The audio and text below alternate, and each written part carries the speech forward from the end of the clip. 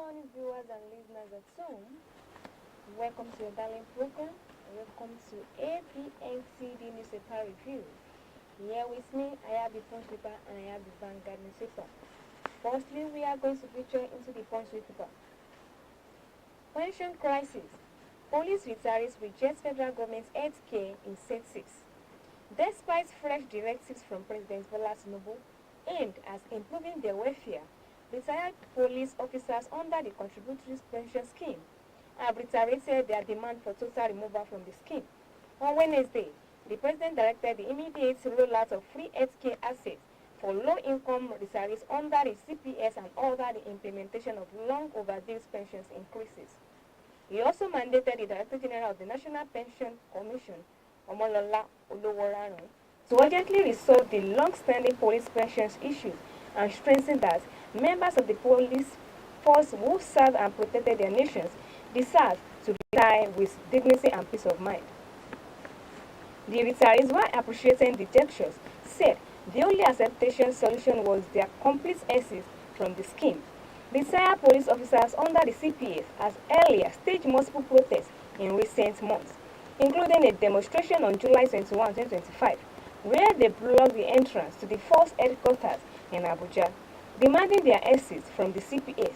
Tinubu on Wednesday mandated the immediate implementation of these pensions increases and the rollout of free healthcare assets for low-income retirees under the scheme. Pension crisis police retirees reject federal government's healthcare innovations. The full details of these stories inside the Punch paper for today. Another story here with me in the Punch paper for today. APC focused on 2027 policies while Nigeria suffers, says ADC. The African Democratic Congress has criticized the ruling All Progressive Congress for allegedly placing emphasis on the early 2027 re-elections efforts for President Bola Tinubu. In a statement issued on Wednesday, the ADC accused the APC of violating electoral laws and showing insensitivity to the sufferings of Nigeria through premature campaign rallies and endorsement activities. The Independent National Electoral Commissions on Monday warned political parties and aspirants engaging in early campaign activities ahead of the 2027 general elections.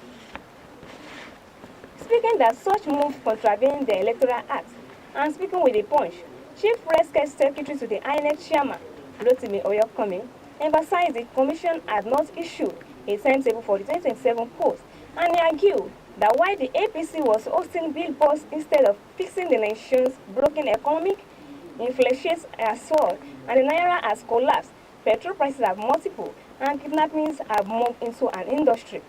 APC focused on 2027 policies while Nigeria suffers, says ADC. The full text of these stories inside the Punch paper today. Another story here with me in the Punch paper today. Falana lands Southwest governors over poor governance. Human rights lawyers and senior advocates of Nigeria, Femi Falana, was berated governors in the Southwest over what he described as failed governance, infrastructural decay, and reckless management of police funds. Falana, speaking on Wednesday as a policies of the 2025 National Conference of Egbe Omofin Ododua, held in Abeokuta, Ogun State, accused state governments in the region of abandoning the people for personal enrichment, a sharp departure from the legacies at the lost sage Chief Obafemi Awolowo. The conference team, Regional Justice and Security and Sustainable Development, brought together several senior legal practitioners and stakeholders. Falana condemned what is described as a misplaced priorities and wasteful expenditure by governors in the regions, particularly criticizing Oyo State Governor Seyi Makinde for allocating 63 billion naira for the rehabilitation of the government's house. The governor of Oyo State, who comes to work from his private residence, now wants to rehabilitate the government's house with 63 billion naira, an amount that can provide good roads and electricity across the state.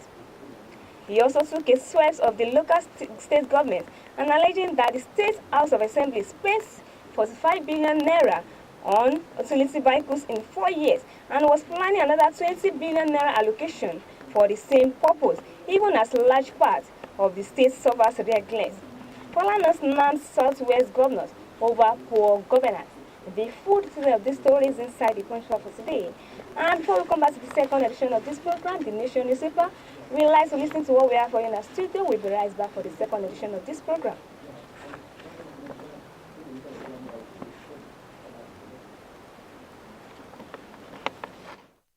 Discover the uniqueness in the entertainment industry. African Broadcasting Network (ABN) is now the pace setter in the industry. Do you want to advertise your product and services? Count on us. We will do it much more than your expectations. African Broadcasting Network (ABN) will deliver quick and prompt services. Our quality and clarity stands us out when it comes to delivering quality broadcasting. Our staffs are hardworking and versatile in the specific field of office. Our environment is so conducive and we are open to all. We also give advice on how to run your business profitably. African Broadcasting Network is situated at 9894 Eastern Street, Suite 875, Houston, Texas 77036. Contact phone 281-652-8396 and 832-490-8203. Website www.abntvnetwork.com. ABN, celebrating Africans' rich cultural heritage.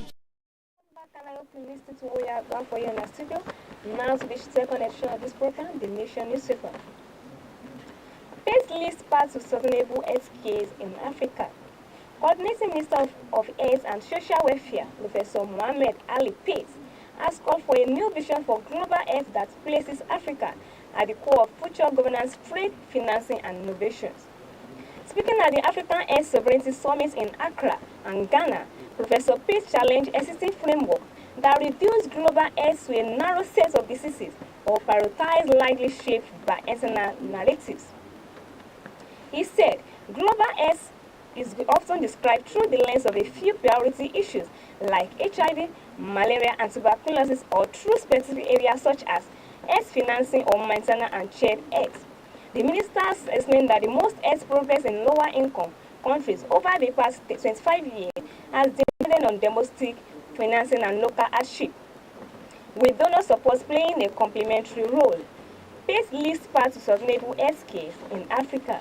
The full details of this story is inside the Nation newspaper for today. Another story here with me in the Nation newspaper for today, which is the last story here with me. 600 million people lack access to electricity in Africa, says Adesina. Dr. Akinwumi Adesina has said that the Africa has some of the largest renewable energy sources. Yet, 600 million people lack access to electricity on the continent. To bridge the massive energy deficit, Adesina said, the outgoing president of African Development Bank said the continent rendered huge investment opportunity in the sector.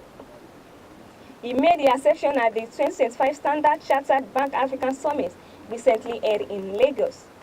He noted that the unlocking these potentials will power massive industry development for the continent and allowing it to be more competitive and expand value addition to its vast agricultural commodities, minerals, and metals. Additionally disclosed that the African Banks are said and World Bank jointly launched Mission 300 as a goal to connect 3 million people to electricity by 2030. This requires public and private sectors investment. The Energy Compass for the first 12 countries total $127 billion for over $61 billion expected from the private sector. 600 million people lack access to electricity in Africa, says Adesina. The full details of this story is inside the Nation newspaper for today. And if you'd like to follow us on our website page, you can follow us on our social media, Facebook, YouTube, and Twitter. On our Facebook, you can like, share, comment, and make sure to subscribe and click on ABNTV hosting. Likewise, on our YouTube, you can like, share, comment, and subscribe, and click on ABNTV Nigeria as well. On our Twitter, you can follow us on ABNTV hosting. And lastly, on our Instagram, you can like, share, comment, and make sure to subscribe and click on ABNTV Nigeria. My name is Kenny Afolabi. Thanks for listening and thanks for watching. And I wish you a pleasant and prosperous days ahead. Bye for now.